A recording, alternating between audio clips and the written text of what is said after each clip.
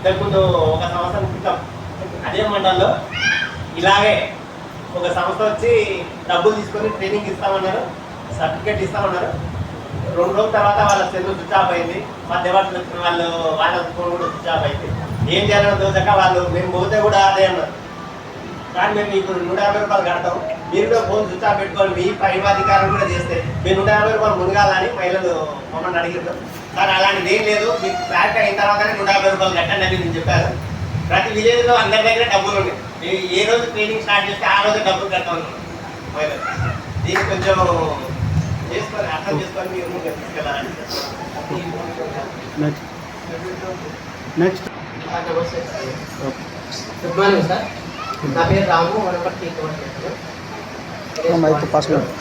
అయితే ఇప్పుడు అందరూ అకౌంట్ అడుగుతున్నారు కదా సార్. ఇప్పుడు ప్రజెంట్గా నడుస్తున్నది ఏంటంటే మనం ఫోన్ కాలింగ్ చేసినా కూడా సైబర్ నేరాలని వస్తున్నాయి.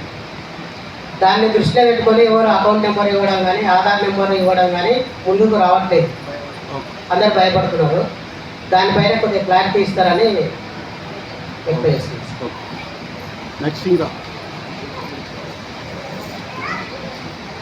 అక్కడ రెడ్ షర్ట్ అంతే సార్, అక్కడ last red T-shirt sir. Hello అందరికీ గుడ్ మార్నింగ్. నా పేరు మల్లేష్ యాదవ్, పానగల్ మండల్ షాగాపూర్ విలేజ్ కోఆర్డినేటర్. నేను ఫీల్డ్లో పోతే ఇంతకుముందు చెప్పినట్లు అకౌంట్ నెంబర్ ఇస్తే ఈ సైబర్ దానికి గురవుతామా